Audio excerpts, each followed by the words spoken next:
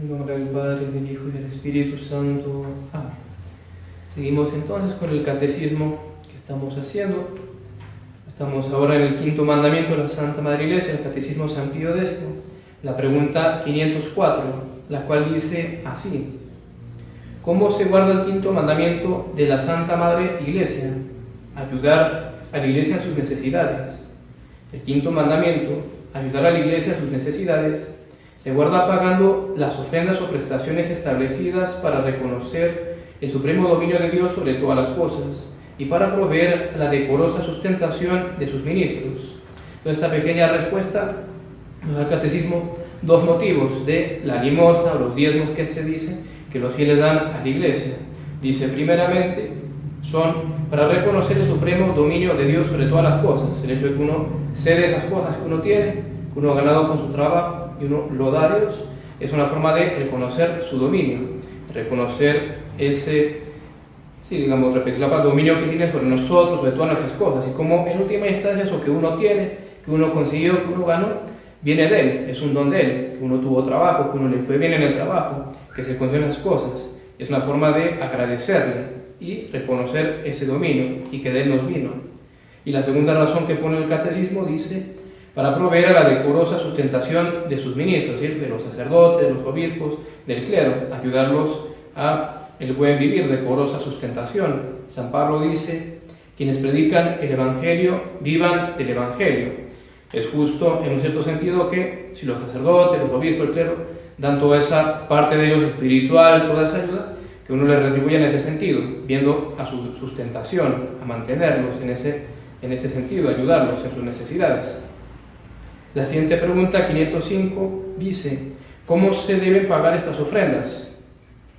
Estas ofrendas deben pagarse de aquellas cosas, en aquella manera que se acostumbra en cada lugar. Por ejemplo, se cumple este precepto dando las limosnas señaladas por la administración de ciertos sacramentos, por los funerales y contribuyendo a las colectas que disponen el Papa y los obispos. Entonces, básicamente, según sea la costumbre, es como se cumple este mandamiento. No hay una regla fija para toda la iglesia, digamos, en cada parte, simplemente lo que sea en cada lugar la costumbre, y en última instancia lo importante es que uno dé lo que puede y quiera, que uno en última instancia de alguna u otra manera dé esa ayuda, ayudar a la sustentación de los ministros, y como decíamos también para reconocer el supremo dominio de Dios. Tal vez uno suele, cuando piensa en la limosna, en los diezmos, tener en mente más la segunda parte, la sustentación de los ministros, y no tiene tan presente lo primero, que también es una forma de reconocer el dominio de Dios, ceder parte de lo que uno ha ganado, lo que Dios mismo le ha dado a uno. Pasamos a la siguiente pregunta, la 506, que ya no es el quinto mandamiento, sino que tiene un subtítulo aquí, que dice otros mandamientos generales de la Santa Madre Iglesia, fuera de los 5 normalmente nombrados. La pregunta 506 dice, ¿qué prohíbe la Iglesia con este mandamiento? No celebrar solemnemente bodas cuando están cerradas las velaciones.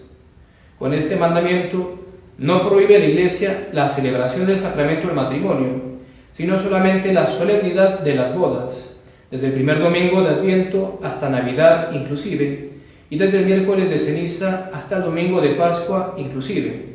Es decir, no se prohíbe el sacramento, la pura celebración del matrimonio, sino la solemnidad.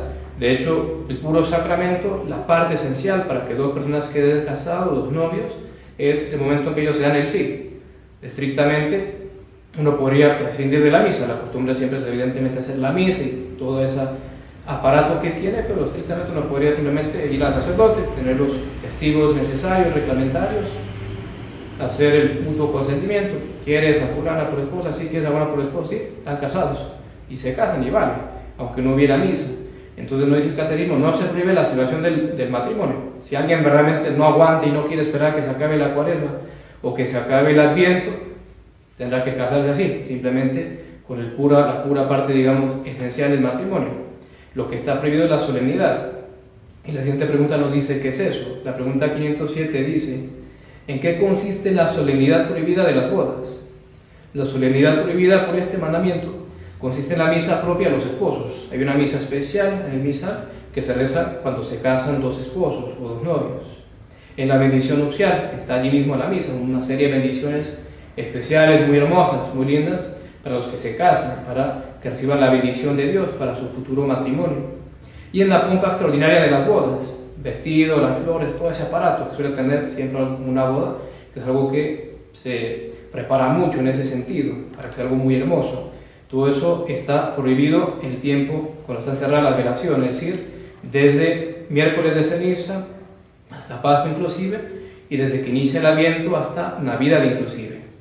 Y la siguiente pregunta nos dice, ¿por qué eso? ¿Por qué en esos tiempos no se puede? La pregunta 508 dice, ¿por qué las demostraciones de pompa no dicen bien con el Adviento y Cuaresma? ¿Por qué eso? ¿Por qué tiene que estar cerrado toda esa parte allí? Las demostraciones de pompa no dicen bien con el Adviento y Cuaresma, porque estos son tiempos especialmente consagrados a la penitencia y oración. Son tiempos esencialmente penitenciales, la Cuaresma y el Adviento también. La Cuaresma mucho más, pero el Adviento hay que tener en cuenta que también es tiempo penitencial. Se suele usar el morado cuando son los días de la feria, y de hecho antiguamente en otras épocas también se ayunaba, como en la Cuaresma, en Adviento, para prepararse para la Navidad. Al final esa práctica con el tiempo dejó de estar, pero hubo una época en la que inclusive se ayunaba en Adviento, como un precepto general para todos los fieles. Entonces no se puede hacer toda esa parte de la solemnidad de las bodas, porque no dice bien con ese tiempo que tiene que ser más que nada de recogimiento, de oración, de contrición, de dolor por los pecados. Una boda es algo muy alegre, muy feliz. Entonces por eso no se permite toda esa solemnidad. Veamos ahora la siguiente pregunta y última por hoy, la 508 bis. Dice así, ¿por qué la Iglesia prohíbe la lectura de ciertos libros? Eso es el índice, llamado índice de libros prohibidos, libros que uno no puede leer, si no lee, uno lo lee sabiendo que está prohibido, está en el índice, uno peca. Dice, ¿por qué la Iglesia prohíbe la lectura de ciertos libros?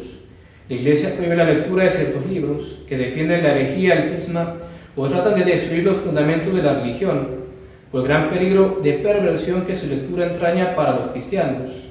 Los libros que exponen asuntos obscenos están además prohibidos por el derecho natural. Entonces es muy interesante la respuesta. El índice hay que saber, el índice que vimos de los libros prohibidos lo quitó Pablo VI, Papa conciliar, los papas modernos. Entre las muchas cosas malas que hizo, una de las cosas grandes malas que hizo fue eso, precisamente quitar. En teoría quedó ahí como una pura recomendación de lo que no hay que leer, pero ya sin una prohibición, es decir, uno lo puede leer y ya no habría pecado en teoría, porque ya sabemos que eso no vale. Por supuesto que lo que estaba prohibido en el índice está prohibido, y evidentemente fue una medida muy mala, porque como dice la respuesta, la razón por la que la Iglesia hacía eso, de poner libros prohibidos, no es porque esté contra la libertad de expresión. El mundo moderno se rasga las vestiduras. ¿Dónde está la libertad de expresión, de opinión? Que cada uno diga lo que se le pegue a su regalada gana. No, señor, eso no es así, porque uno no tiene ningún derecho para decir errores, mentiras o cosas que puedan dañar la fe o el bien. Entonces por eso la Iglesia justamente prohibía esos libros, por el gran peligro de perversión, dice la respuesta, que hay para los católicos al leer esos libros, porque nunca hay que olvidar que la fe, tenemos la fe, el don de la fe, es algo enteramente gratuito, una gracia de Dios que nos ha dado, que no hemos merecido. Ojo, no hemos merecido, la fe es un don gratuito de Dios, y ese don gratuito de Dios, si no somos cuidadosos, si no somos precavidos, lo podemos perder. ¿Y cómo lo podemos perder? Si nos damos a la lectura de libros así. Hoy diríamos también tal vez ver videitos, hay cientos de videos por ahí ahora en YouTube, todas esas plataformas que tienen tanta cosa contra la religión católica, contra Dios, etc. Si uno se pone a mirar esas cosas, a leerlas, evidentemente que uno está poniendo en peligro su fe. Es muy probable que hasta Dios, en castigo de eso, invita a que uno la pierda, porque es ponerse en ocasión de pecado. Nunca olvidemos que uno de los castigos que Dios pone, uno se pone en ocasión de pecado, bueno, dejar que caigas, a ver cómo te va, por ponerte temerariamente allí. Mientras uno no puede andar leyendo esas cosas que no son contrarias a la fe, y menos si uno no tiene formación. ¿Cuántas veces ni conocemos bien nuestra propia religión, ni el catecismo siquiera una vez lo hemos leído entero, nos ponemos a ver cosas que hablan en contra, decimos, sí, es falso, es cierto, eso es mentira, todo lo que siempre me enseñaron mis papás?